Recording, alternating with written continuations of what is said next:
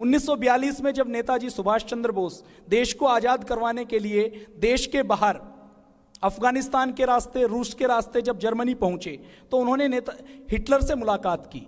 तो हिटलर से मुलाकात की तो जर्मनी में एक शब्द आता है फ्यूरर।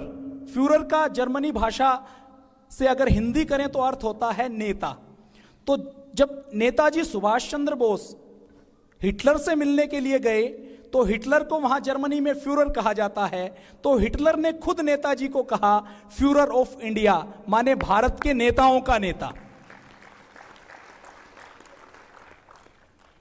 नेतृत्व में कौन कौन से गुण हो, नेताजी में कौन कौन से गुण थे, उसकी अगर थोड़ी सी चर्चा करें तो नेतृत्व को अनुशासित होना चाहिए, अनुशासन ये पहला गुण है। उसके बाद नेतृत्व में योग्यता होनी चाहिए, नेतृत्व में निर्भीकता होनी चाहिए, नेतृत्व में त्याग की भावना होनी चाहिए, बलिदान की भावना होनी चाहिए।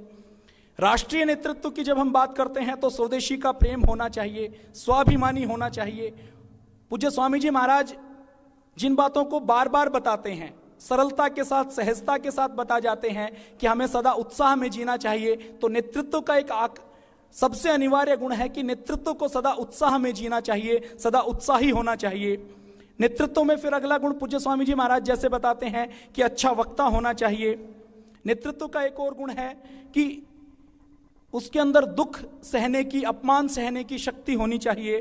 वो द्वेष रहित हो, उसकी दूरदृष्टि हो, वो कर्मठ हो, वो साथियों को सहयोग करे, वो खुद कार्य करे और अपने साथियों को श्रेय दे, सम्मान दे, जैसा पूज्य स्वामी जी महाराज ने अभी भी कहा है। नेतृत्व ऐसा हो जिसकी कथनी और करनी में अंतर ना हो। नेतृत्व ऐसा हो वो खुद लगातार सीखने की इच्छा रखे, निरंतर स्वाध्याय करे।